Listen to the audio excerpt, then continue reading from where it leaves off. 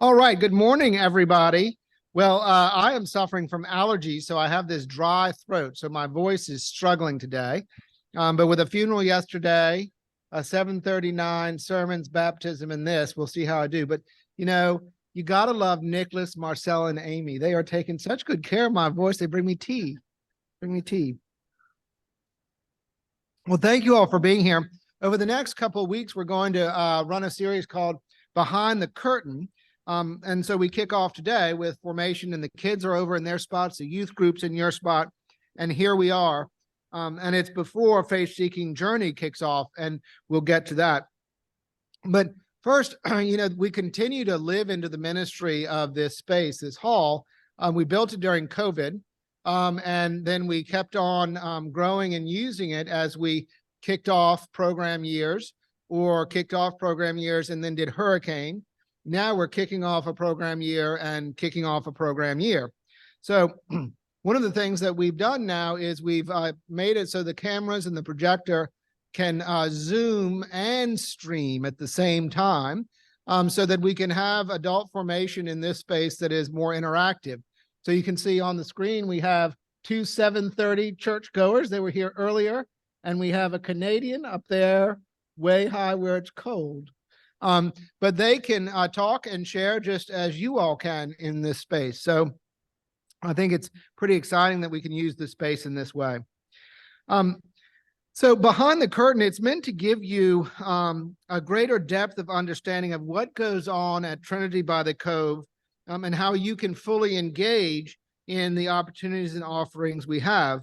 And hopefully through our time together, you'll appreciate the clergy and the staff a little bit more in their ministry and what they do throughout the week. Of course, many of you know that we really only work on Sundays, right? Well, what does it mean to see behind the curtain? It's an idiom, and it means to gain insight into how something works and operates beyond what is normally presented to outsiders. So for this week, we'll do formation. Next week, we'll talk about pastoral care. Then we'll talk about outreach, and we'll finish off talking about worship and music and how all of those things come together throughout the week. So when we get here on Sunday, you all experience the beauty of holiness, worship, outreach, formation, fellowship, all those good things. So here we are on Sunday. Boy, it looks almost like the same thing. To get to this moment, well, let's take a look at what's behind the curtain. This is a staff meeting agenda. So every week on Tuesdays, the staff gathers and we pray together. And then we review the past Sunday and the week and say thank you. We celebrate successes. We look for ways to improve. Then we talk about evangelism. Who was new this past week? How can we connect with them? What are we doing for them? Then we walk about key outcomes for the week, whether it's worship, formation, fellowship, or service. And then we end up by looking 6 weeks ahead. And at the bottom of every staff meeting agenda, it's 2 pages front and back. You don't see the back. But we have the mission statement, the vision statement, and the aspirations, all things that the staff work weekly on to engage with. In other words, each week there is a focus on the mission of the church and what we are doing as clergy and staff to reach our goals as a church. The vision statement, you all can see several times printed throughout the year. It came about 8 years ago, and the vision of Trinity-by-the-Cove Episcopal Church for the next 20 years, this was 8 years ago, so another 2 years we'll update it, is to continue our excellence in worship and commitment to pastoral care, to work towards becoming a leader within the Episcopal Church in formation that develops strong and faithful Christians willing to assume responsibilities at all levels of society. Let me read that again. To work towards becoming a leader within the Episcopal Church in formation that develops strong and faithful Christians willing to assume responsibilities at all levels of society, spreading the good news of the gospel and offering care and compassion to people in need. So you can see in that vision statement an emphasis on formation, on Christian education, and how that develops you into people who can go out into the world and do great things, spreading God's love. How does a rector fit into all of this? One of the things that I focus on is equipping the saints. That means equipping you. Let me give you a little bit more background on that. The rector's role is actually defined in all sorts of paperwork. And I'm going to read it to you. Maybe. Did I put it? I was thinking I was going to read it to you, but I don't think I put it in my notes. Yeah, I did. The rector is the ecclesiastical authority of the parish. The term is derived from the Latin for rule. The rector has authority and responsibility for worship and the spiritual jurisdiction of the parish. Subject to the rubrics, you all read about rubrics in the rubrics of the Book of Common Prayer, the Constitution, and the canons of the church, and the pastoral direction of the bishop. A whole lot of people telling me what to do. The rector is responsible for selection of all assistant clergy, and they serve at the discretion of the rector. The church and parish buildings and furnishings are under the rector's control. The rector or a member of the vestry designated by the rector presides at all vestry meetings. So what does that mean for me? The way we experience my ministry is really based on the tone that I set. And that comes really for me from the vows that I made when I became a priest. One of the prayers of that service of ordination, if you all haven't been to an ordination, it's a beautiful service, and the words and all the promises and vows that are made are very important. But the bishop in one part of the service talks about the gifts that God pours out upon all people, making some apostles, some prophets, some evangelists, some pastors and teachers. Why? To equip the saints for the work of ministry and the building up of his body. So for me in my ministry, that equip the saints is really important. I cannot do everything. I cannot go out in the world and do the same things you all can. But what I can do is shape the worship here, shape the formation, shape the service to others in a way that helps you all learn and grow so that when you do go out in the world, you are amazing agents for God. So that's my hope. Every time I get in a pulpit, every time I work on a service leaflet, every time I sit down with Nicholas and think about what we're going to have for you all for offerings this year. So as I go about shaping the ministry of this church, I'm mindful that I equip the saints for your ministry and the building up of Christ's body of the church.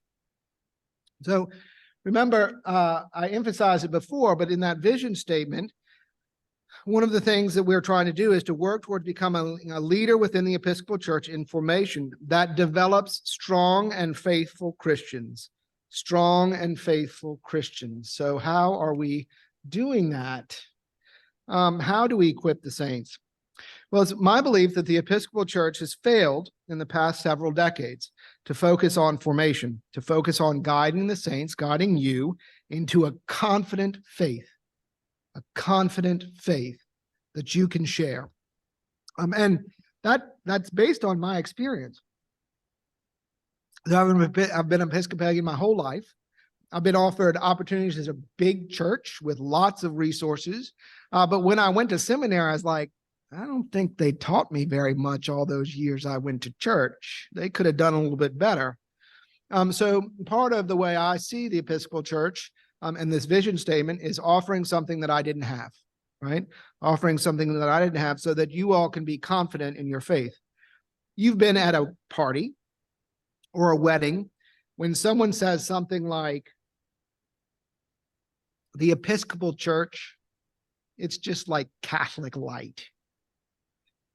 Or the Episcopal Church is just about divorce. Now, I don't know how you feel when someone says that to you about your church, but for me, I don't like it. I think it's mean. I think it's demeaning. This church is a beautiful thing with traditions that stretch back hundreds and thousands of years. But I didn't feel equipped when I left for seminary to address people who say stuff like that. So, how have we been working to equip you? It's been years in the making, believe it or not, And they are some key people and themes that you need to know about. One of this is curacy. Who is it? Who knows what a curate is? Anyone? No idea? Anyone online know what a curate is? So it's funny because for different churches, it can mean different things. But for us here, it means a priest in training. So we take a priest straight out of seminary and we put them through 3 years of training. And this comes from my experience in seminary with a great priest who loved to teach me. And also my experience in law when I had 2 lawyers who were mentors who wanted nothing more than for me to be the best lawyer I could be. So what can we do to take priests straight out of seminary and train them to be great rectors? So the first year they focus on preaching, teaching, liturgy, pastoral care. The second year they go through programming, how to program a church like Trinity-by-the-Cove, how to work a calendar, how to plan for a church like this. The third year they talk about budgets, financial controls, and stewardship. And so we've had 3 curates, Father Daniel, Father Nicholas, Mother Marcella, 3.5, because Mother Amy counts too. She was our seminarian and now she's a part-time priest. But what does this do for priests? Why do we invest in our time like this? Well, I believe that not all priests are called to be rectors. I believe that each priest, like each parishioner, has a calling, and that demands unique spiritual gifts and experiences. The Episcopal Church has had for years, and this is my view, a career track where you graduate from seminary, you may be an associate rector or curate at a big parish, but then you go to a small church, then you go to a moderate-sized church, and then you go to a big church. That's the only option, right? Well, what happens if you don't have the spiritual gifts to be a rector? What if you're no good at administration? You kind of end up in a role that you don't really like. That's not really using all of your spiritual gifts. So I think it makes that some priests turn into horrible rectors when they would be amazing theologians. Some rectors make horrible preachers, but they're great administrators. Some priests don't need to be worrying about financial administration at all, but they need to be out at the hospital, and they need to be offering pastoral care. So that's sort of what we've been doing with curacies. I mean, it's a 3-year chunk of time. So Nicholas finished his curacy. So at the end of the 3 years, what do? Well, I've been learning along the way how best to train priests and how to give them room to follow their callings. I've found that the moment a priest thinks that he or she can do it better than me, they're ready to go be a rector. It's like an itch that they get, and they can't get loose of it until they go off and spread their wings. So throughout the curacy, I check in and ask whether they're ready. At the end of the 3 years, though, we sit down and have a more robust conversation. And with Nicholas, I sat down and I wondered, do you ready to go be a rector, or is there something that you're called to here at Trinity-by-the-Cove that we can start looking for you to do? So sitting down with Nicholas, we discerned a call that he could continue on in ministry with special intention for formation. So he's been living into that, and you'll see some of the fruit of his ministry. Pray Ye Grow, the Thursday speakers, following up with EFM. But before we get to all of that, he still has to contend with me, right? Oh, I'm going the wrong way. Faith-seeking journey, curacy, Father Nicholas, faith-seeking journey. So I mentioned to you that I had an interest in equipping you for your ministry and making sure you're confident in your knowledge and love of the Lord. And I said that part of that is my baggage in the Episcopal Church. But when I was here doing young family work, I started looking for a catechism, something that I could give to young families so that they would be able to really profess their faith. And for those of you who are excellent in your prayer book, you know about page 845. It's those pages that you open up when the sermon is really boring. But it's a catechism. It's a question and answer. And it helps teach the essential truths of the Christian faith and how Episcopalians live into those truths. It's intentionally organized so as to provide a brief summary of the church's teaching for an inquiring stranger who picks up the prayer book. So probably about 10 or 11 years ago, Father Steve is going to have to remember this date, but Father Tad gave me Steve's name because he said, I know someone who has a great program. All you have to do is call him. So I called up this guy Steve in Colorado Springs. He called me back. We talked on the phone. And then he sent me this huge, thick packet. And I looked at it and I said, that's great. And I don't have time to worry about this thick packet yet. So I set it on my, actually on my bookshelf at the top of the stack. And then when I became rector, I called the bishop and I said, I need a retired clergy person who's just really great, who can come in here and, be a strong presence for me. And Bishop Daddy said, well, I have this guy, his name is Steve Zimmerman. I thought, I know that name. And sure enough, I look over on my bookcase and there's the Faith-Seeking Journey sitting right there. So in comes Father Steve, and we start working on the Faith-Seeking Journey and how we can implement it here at Trinity-by-the-Cove. And this is the behind the scenes work, right? So how do we implement a new program when Trinity-by-the-Cove is not like his parish was in on the East Coast, not like the Colorado Springs Church. We're part-time, seasonal. So you can't run a program from Rally Day to Pentecost. You got to fix it into a smaller time. Well, COVID came along and all of a sudden we're Zooming, and Trinity has become more of a year-round parish than it's ever become before. And so Father Nicholas and Father Steve have been working on implementing Faith-Seeking Journey, and it's now in its second year of almost full implementation. The one thing that we don't have yet, and I believe Steve will never have this as part of his journey here, and this is inside baseball. You're getting inside baseball. So at staff meeting, we talk about this and Nicholas will say, well, we don't have the champagne, breakfast, sunrise, brunch on Easter yet, do we? So that's one of the big features of the Faith-Seeking Journey.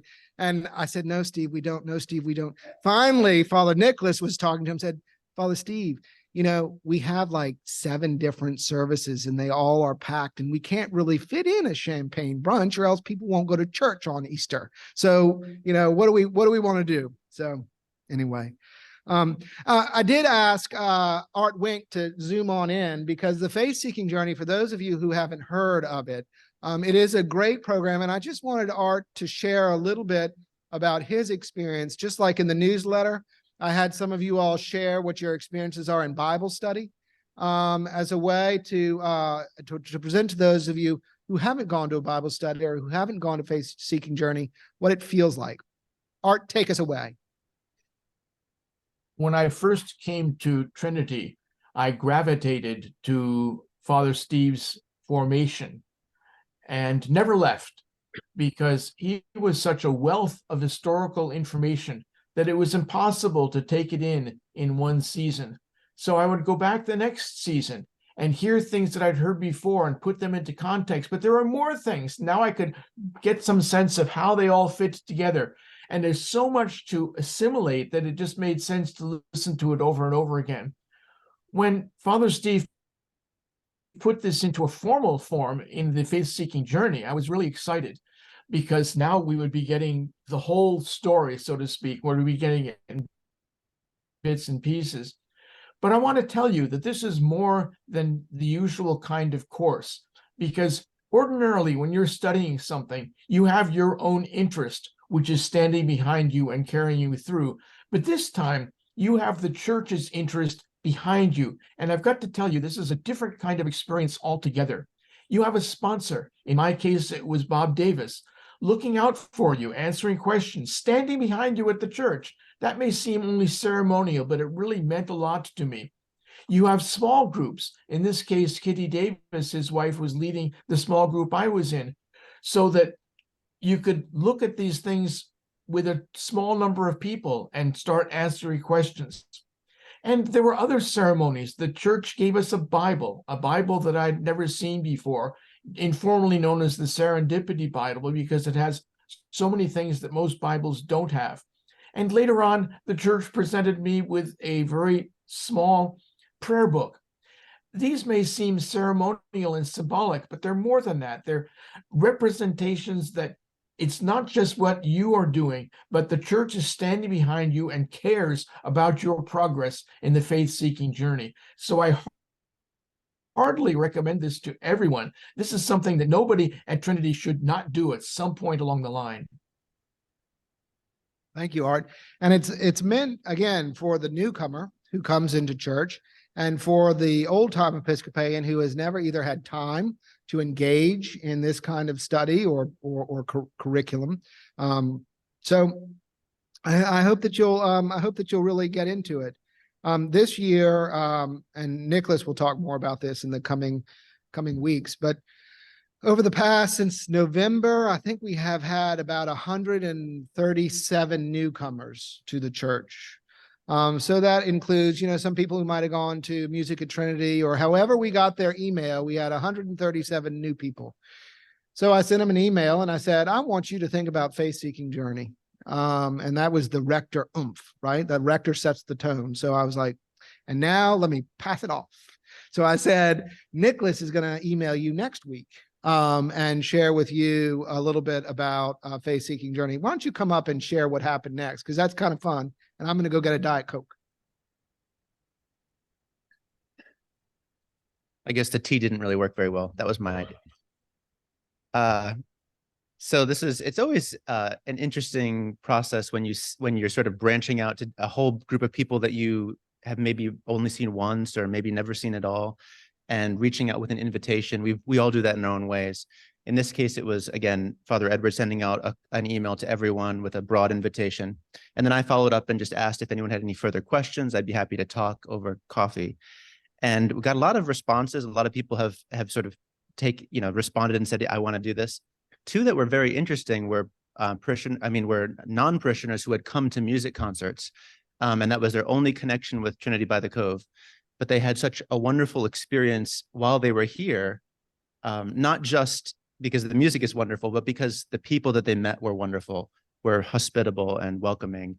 The space, there was something sacred and holy about the space that they, whether it was in the church or the parish hall here. And both of them mentioned that. And one of them made an appointment to talk to me and sort of shared her whole story, kind of like you do at the beginning of the faith-seeking journey. And she really felt that it was God probing her, inviting her to take a deeper step in her faith. So someone who has had a wonderful life experience, has been a part of this community for many, many years, but has never had an invitation and never been able to act on it as a result. So she's already signed up and she's ready to come next Sunday when we begin. We have, I think the last count was 14 or 15 people confirmed. So those are mostly the people who are new to the parish and new to the community. And I suspect we're probably going to get a good number of people who just show up on Sunday and do the normal formation thing. So it's an exciting time. And we also have, for the first time, that big thick thing that Father Edward received by email. We now have bound for you. So now you can have that big thick thing. And a funny thing, give me that so I can hold it up. Funny thing about this is another behind the scenes thing about how the staff work together. So the clergy were sitting down and we were looking at the front of this page. And, can you judge a book by its cover? Yeah, you can. You actually can. And so Nicholas had come up with 2 pages and he says, how do you like this? And he's using a program called Canva, which I don't support. I like Publisher. The rest of the staff likes Canva. I think they're going to win. So we start talking about, what the front of the book says about the whole curriculum behind it. And eventually Nicholas went like that and he said, I got it. We're gonna take a picture of what it was like for me hiking last summer. And so this is a picture of Nicholas hiking with his family in England, and you're going up a road, you're going with other people, right? You're making progress. So the faith-seeking journey, a journey with other people, going up the mountain, that's all good stuff. The other thing, so I hope that you see in that explanation that behind the scenes, the clergy and staff are working really years in advance to have spiritual growth happen for you and in this parish family. And along the way, we have hiccups where we look and we see, that didn't work out so well. What can we do differently? But again, that's part of that staff meeting agenda that I showed you. We recap everything and look at it and see what more we can do. You've seen this page in your Trinitarian from time to time. I drag it out. I've been an Episcopalian long enough to know that Episcopalians and really all people come and grow in different ways. And so I wanted to work on providing a clear pathway for stages that anyone could just try to follow and then see where the Holy Spirit leads. So even though that's a bunch of stages, and pick up the newsletter and you can look at it and it's in better form, different people will come in at different times. So some people will come into Faith Seeking Journey and say, this is really working for me. For other people, they might see their child going to catechesis of the Good Shepherd, and that might be their impetus to move in a little bit deeper and skip being over there with parents and come in here and listen to an adult formation.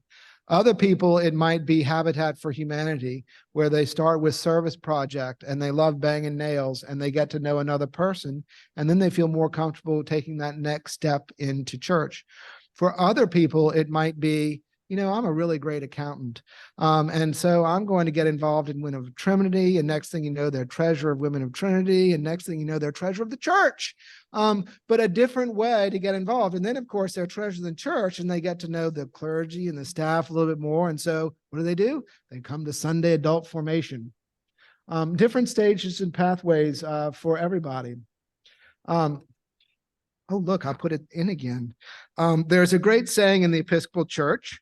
It was actually said about auricular confession. Does everyone know what auricular confession is? Private confession. It's when you go to a priest and confess your sins, right? Sounds very Roman Catholic, but it's not just Roman Catholic. Episcopalians do it too. And what's said about that is all may, none must, some should. All may come and sit down with a priest and talk about their life and their sins. None must. Some should, right? The same is true for Faith Seeking Journey. It's not going to appeal to everyone, but that's the reason we have different facets of formation. And so, what's that like in other ways? How do we do formation in other ways? We have Pray, Eat, Grow. I have another sermon to preach. I have to be careful. He's going to talk about Pray, Eat, Grow. And then Marcel is going to talk about Bible study. So Pray, Eat, Grow, for those of you who don't know, is a midweek opportunity. It starts with choral evensong over in the church for half an hour, 5:30 to 6. And then from 6 to 6:45 or so, we have a wonderful dinner, catered dinner in the parish hall. And then from 6:45 to 7:30, there's different studies, different formation opportunities. So it's an opportunity, again, to take any part of that you'd like. Some people come just for the evensong service. It's a wonderful way to sort of wind down the day. And it's one of the gems of our Anglican tradition, actually, this beautiful choral tradition. And Tripp and the musicians do a wonderful job. Some people love the fellowship, and so they come primarily for the meal and for the conversation. And others love the studies. So you can come for you can come for just one or come for the whole thing. It starts in October, the first Thursday in October this year, and it runs just until prior to Holy Week. So every Thursday, you can count on a very inexpensive, wonderful meal and the community of this wonderful community and beautiful music, wonderful formation opportunities. Those we're trying to keep this year a little bit shorter, the formation opportunities, so that you don't feel like you have to commit to 8 weeks in a row of a book study or something. So we're going to try to keep them relatively short so you can hop in and out as you may wish.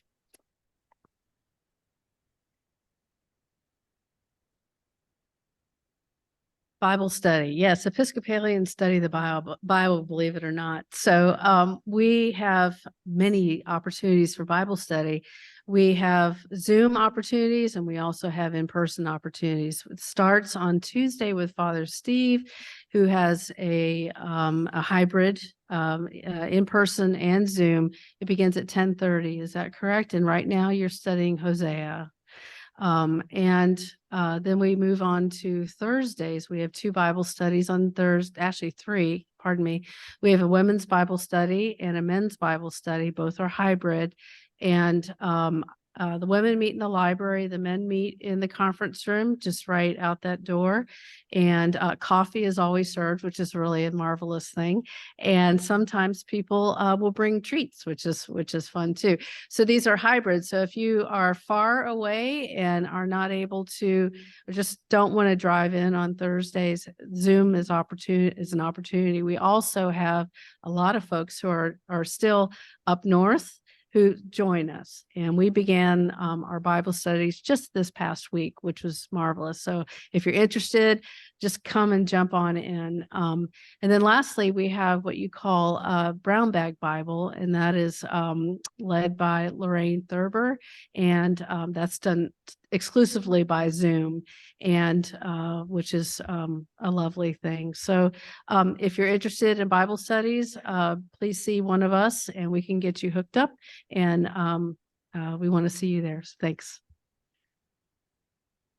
In addition to the Bible studies, are prayer groups. So there's the contemplative prayer group that meets on Tuesdays, right? Tuesdays.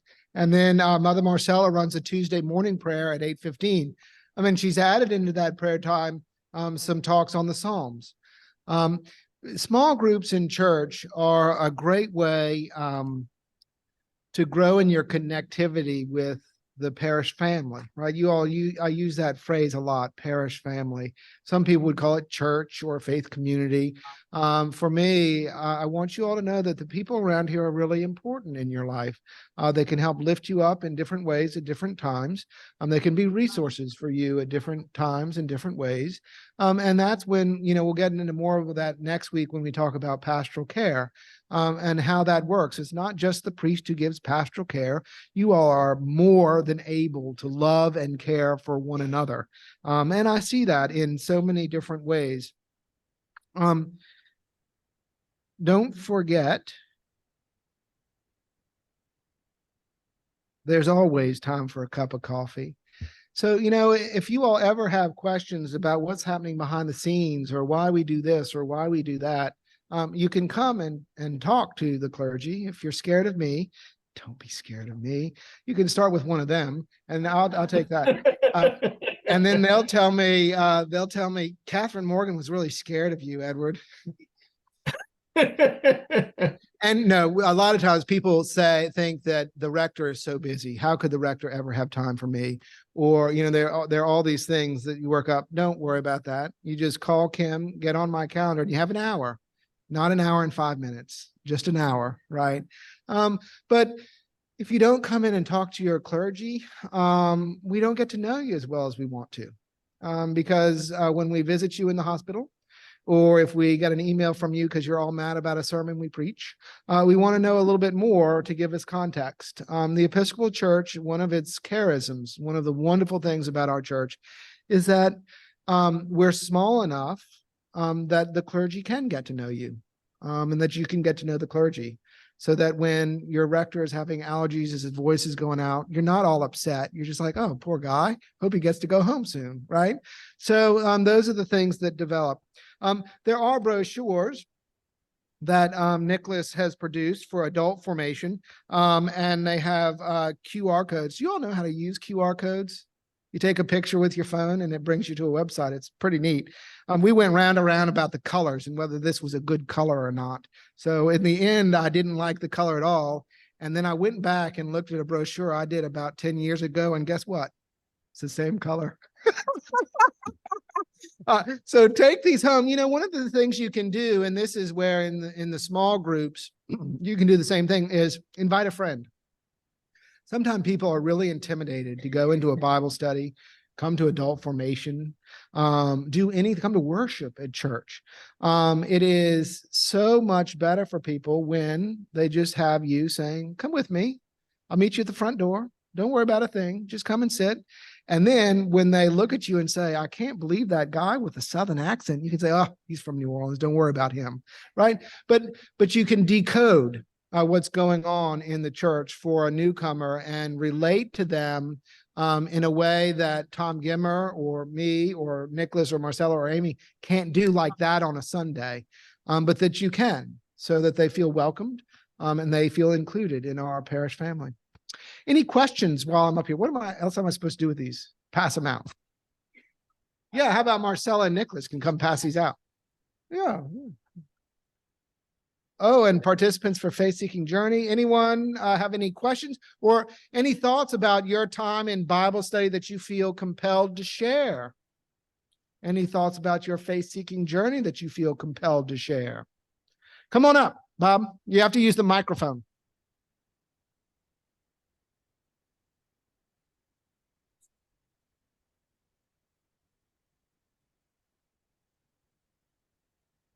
Just a comment about the faith-seeking journey. We're relatively new to the parish, and we did participate last year in that program, and I can't endorse it strongly enough. Mark was our sponsor for that program. Father Steve is just spectacular. What he does with the scripture and the history. And blends it all together so that when you're learning something, you're learning it at the time as if you were there thousands of years ago. I just can't endorse it enough. I just wanted to say that. Thank you.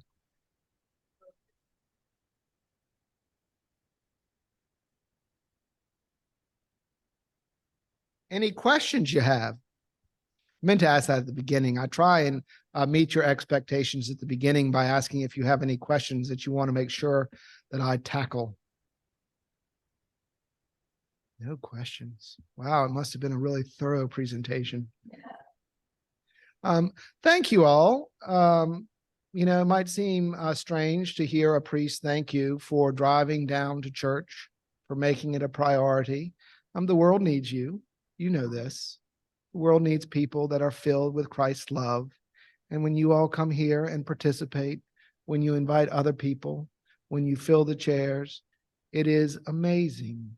So keep up the good work and have a great day.